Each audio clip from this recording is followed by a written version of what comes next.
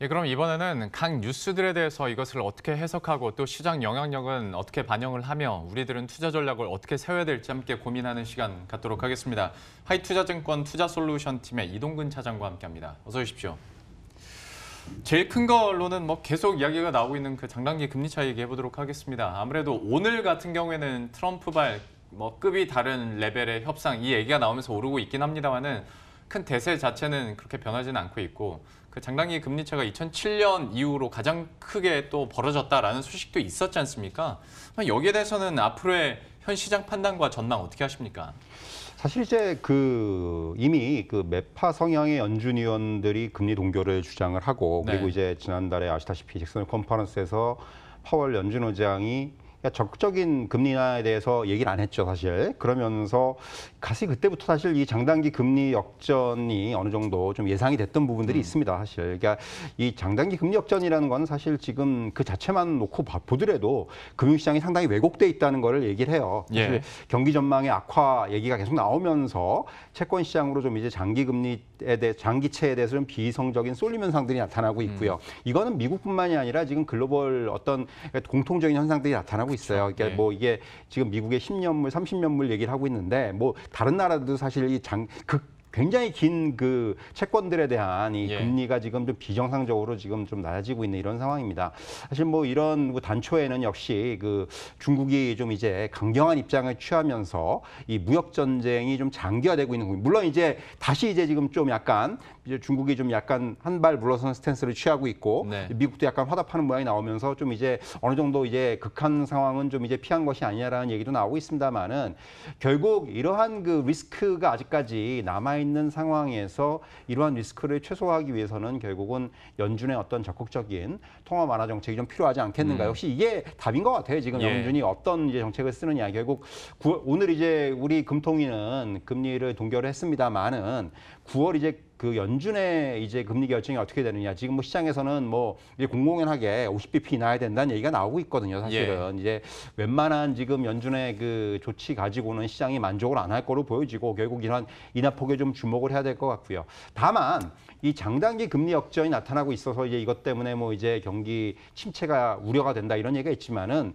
사실 이 장단기 금리 역전의 이면에 있는 자금 시장이라든가 회사채 시장에서 유동성 문제라든가 또 이제 은행 시스템의 리스크라든가 이런 그러니까 과거에는 사실 이런 부분들이 병행이 되면서 경기 침체가 일어났던 부분인데 지금 이런 것들은 굉장히 괜찮아요, 사실은. 예. 이런 쪽에서의 리스크는 아직까지 나타나지 않고 있는 상황입니다. 그러니까 그리고 이제 이런 부분들도 있고 또 하나는 앞에서 말씀드렸다시피 과거의 사례와 달리 금리 인하라는 어떤 정책 대응의 여지가 남아 있습니다. 그렇기 때문에 사실 지금 이 시점에서 금리 역전에 대한 이런 고착화에 대한 우려라든가 또 이제 이로 인해서 경기 침체 위험이 불거질 가능성 아직까지는 낮은 상태가 아닌가. 물론 이제 앞으로 상황이 또 어떻게 변할지는 모르겠습니다만은 현재까지는 지금 아주 지금 우려할 만한 그런 상황까지는 아직까지 진전되지는 않고 있다. 그리고 미중 간의 어떤 무역 협상의 스탠스가 좀 이제 완화되고 있는 모습이 나온다면은 이 부분은 다시 해소가 될 가능성이 크다 이렇게 말씀드릴 수가 있겠습니다. 미중 간에 좀 사이좋게 지내기를 바라면서 그리고 연준 같은 경우에는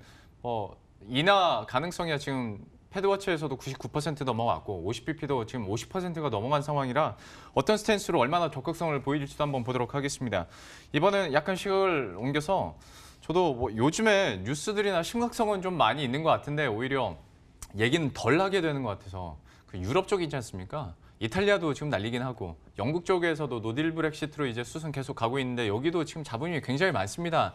여기에 대한 리스크는 어느 정도로 반영해야 될까요? 사실 이제 어떻게 보면은 지금 이게 가려져 있죠, 많이. 좀 네. 이제 워낙 미중 간의 무역 협상이라는 이슈가 크다 보니까 상대적으로는 가려져 있는 것이 사실인데 일단 지금 어떤 이벤트가 있었냐면은 지금 원래 9월 3일 날 예정이 돼 있었던 영국 의회 개회가 10월 14일로 연기가 됐어요. 네. 사실 이게 이제 어떻게 보면 이제 노딜 브렉시트를 가기 위해서 이제 그 전에 뭔가 야당이 자꾸 이제 의회 개회를 요구를 했고 여기서 이제 뭔가 이제 개정안이 나와줘야 되는데 이게 이제 뒤로 미뤄지면서 어떻게 보면은 이게 결국은 그 지금 보리스 존슨 총리가 브렉시트에 대해서 협상을 배수진을 친 게 아니냐 네. 이런 얘기들이 나오고 있는 거고요.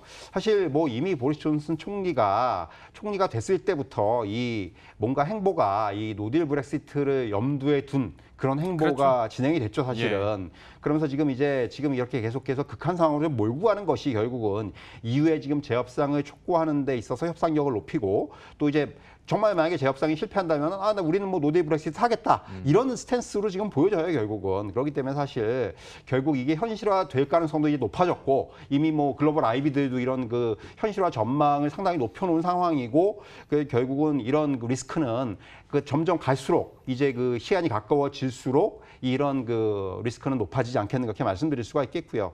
근데 이게 참 저도 이게 좀 우려가 되는 부분이 이 노딜 브렉시트가 될 경우에 영국 어떤 예산 책임처의 전망에 따르면은 영국 증시만 놓고 보더라도 5% 이상 바로 빠지고 네. 파운드는 한 10% 이상 하락을 하고 또 GDP는 2020년 말까지 2% 감소할 것으로 예상이 되고 있다는 거예요. 네. 그러니까 영국만 놓고 봐도 이렇게 심각한데 이런 것들이 그 이후에 그 줄 수 있는 영향도 크다는 얘기죠. 결국 이렇게 되면은 유럽중앙은행 같은 경우도 이것 때문에라도 지금 상당히 좀 완화적인 그래서 뭐 지금 일부 전망에서는 다음 달에 당장 유럽중앙은행이 금리 인하하고 그리고 이제 다시 이제 그 뭔가 이제 그 통화 완화 정책을 내놓을 것이다 이런 얘기까지 나오고 있어요. 이제 선제적으로. 예. 그렇기 때문에 사실 이 영국의 이 노딜 브렉시트 이 리스크는 지금 좀 시장에서는 상당히 가려져 있지만은 네. 이제 앞으로 한두 달 정도는 상당히 이게 리스크가 높아질 수가 있다. 이 부분은 꼭 염두에 둘 필요가 있다고 생각을 합니다. 그러니까 저도 그게 참 의문입니다. 정말 가려져 있다라는 말이 딱 맞는 것 같은데 저 영국 상황은 이렇고 독일 지표 안 나오고 있고 이탈리아는 연정 깨졌고 여기 굉장히 큰 리스크가 될 수 있고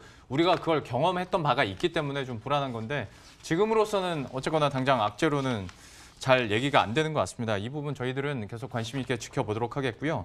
또 다른 뉴스 가운데서는 그 BDI 지수가 5년 내 최고치다 하다 보면 당연히 이제 자동 반사적으로 해운주에 대해서 얘기를 하게 되거든요.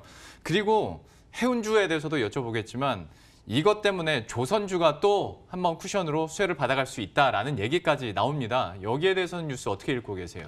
사실 이제 BDI가 뭐 BDI라는 거는 벌크성 운임 지수를 얘기합니다. 우리가 이제 흔히. 근데 예. 이제 이게 그 2014년 이후에 최고치를 경신했어요. 이게 연초 대비해서도 한 77%나 올라온 상황이고요.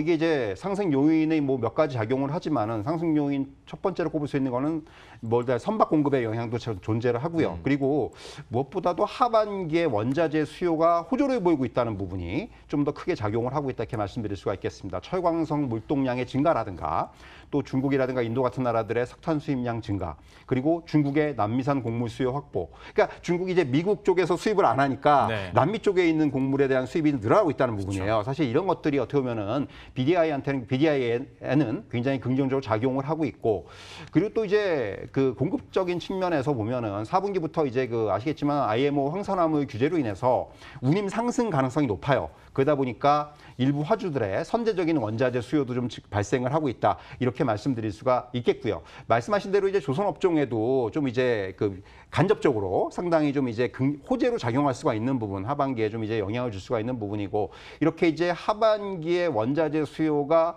견조한 가운데 점진적으로 선박 가동률은 조금씩 낮아질 가능성이 크기 때문에 뭐 이제 BDI가 계속해서 좀 호조를 보일 가능성이 크고 무엇보다도 이제 우리나라 해운 업종 이게 뭐 대한해운도 최근에 주가 흐름을 보면은 굉장히 양호한 흐름들이 나타나고 있고요. 그리고 또 이제 국내 벌크 선사 이런 그 조선 업종에도 상당히 좀 이제 영향을 줄 수 있는 그러한 호재로 작용을 할 수가 있습니다. 그렇기 때문에 이 부분 BDI 지수는 계속해서 좀 체크할 필요가 있지 않겠는가 그렇게 말씀드릴 수가 있겠네요. 해운주에 대해서 또 뉴스가 나왔길래 제가 한번 여쭤봤습니다. 그리고 저희가 앞에서도 바이오주 잠깐 얘기를 했는데 지금 뭐 워낙 많이 떨어지기도 했고 그리고 이쯤에서는 다시 사모아도 된다라는 이야기들을 종종 이제 듣게 돼서요. 팀장님의 의견은 또 어떠신지도 궁금하네요. 사실 이제 저는 뭐 일단 그렇게 생각을 해요. 일단 뭐 바이오 업종 다 떠나서 이제는 낙폭 과대의 관점에서도 좀 볼 필요가 한번 있지 않겠는가 생각이 듭니다. 무슨 네. 얘기냐면은 뭐 일례를 들면은 자, 뭐 대표적으로 할 수 있는 셀트리온 헬스케어가 네. 이제 상장 때 가격까지 그걸 하회하는 가격까지 갔다 왔어요. 이미. 예. 그러니까 그만큼 지금 주가의 어떤 하락을 설명할 수 있는 가장 이제 뭐 예라고 할 수가 있는데 그렇게 이제 악재가 연속되고 어떤 업종의 신뢰성이 저하가 되고 이러면서 대부분의 종목들이 반토막 이상 나 있는 상황이고 결국 그렇게 되면은 이제는 지나친 하락이라는 인식이 좀 이제 확산이 될 수 있는 그런 상황이라고 말씀드릴 수가 있겠고요. 그리고 또 하나는 이제 불확실성의 접근 해소라는 그런 접근이 좀 가능하다는 거죠. 사실 이제 아시겠지만 이제 뭐 신약에 대한 기대감이라든가 기술 수출이라든가 이런 기대감 때문에 사실 바이오주에 대한 어떤 쏠림 현상들이 나타났었는데 이러한 기대감이 이제 좀 실망감으로 지금 바뀌는 과정에서 그런 과정에서 이제 잠재돼 있던 불확실성이 좀 이제 노출이 다 됐어요. 네. 뭐 이제 최근에 어떤 코롱 티슈진이라든가 신라젠이라든가 그러면서 이제 이런 불확실성이 좀 해소되는 국면이 나타나고 있다는 거죠. 그렇게 되면 이제 악재들이 다 나왔다는 그런 이제 판단이 된다면은 작은 호재가 이제 좀 작용을 할 수가 있는 주가에 긍정적으로 예. 이제는 그런 국면이라고 볼 수가 있겠고. 근데 이제 무엇보다도 저는 일단 지금 반등이 나고 있습니다만은 이게 이제 좀 이제 어떤 추세 상승으로 가기 위해서는 업종에 대한 신뢰도가 먼저 좀 회복이 돼야 된다. 아직까지 신뢰도가 회복되기 위해서는 하반기에 이제 여러 학회들이 좀 예정이 돼 있습니다. 뭐 종양학회라든가 폐암학회라든가 예정이 돼 있고 여기에 또 이제 뭐 중요한 종목들 뭐 헬릭스미스라든가 뭐 메지온이라든가 이런 종목들의 임상 발표 중요한 또 이슈들이 있어요. 여기서는 좀 이제 이번에는 좀 한번 뭐 과거에 몇 번 좀 이제 안 좋은 예가 있었지 않습니까? 네. 이번엔 좀 긍정적인 어떤 이런 데이터들이 좀 나와줘야 되지 않겠는가라는 생각이 들고요. 다만 이제 저는 바이오 섹터에 대한 접근은 기존과는 좀 달라지지 않겠는가 하는 생각이 들어요. 사실 지금까지는 이 바이오 업종을 종목을 고르는 데 있어서 신약에 대한 기대 심리라든가 이런 부분들이 주가에 좀 긍정적으로 작용을 했다면은 향후에는 수익을 낼 수 있느냐, 아니면 뭐 임상 가능성이 얼마나 되느냐 이런 좀 뭔가 눈에 보이는 데이터. 뭐 수치 이런 것들이 좀 중요하게 작용하지 않겠는가 이렇게 전망을 할 수가 있겠고 결국 이러한 과정을 겪으면서 종목의 옥석 가리기라든가 차별화가 이제 좀 나타나는 그런 국면이 전개되지 않겠는가 이렇게 말씀드릴 수가 있을 것 같습니다. 사실 전문가들도 방송에 나와서 특히 이런 바이오주에 대해서 추천하기가 쉬운 건 아닙니다. 그런데 요즘 들어서 긍정적인 멘트들이 나온다는 것 자체가 좀 유의미할 것 같고요.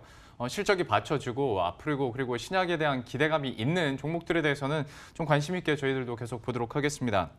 9월 증시에 대해서도 좀 짧게 좀 여쭤볼게요.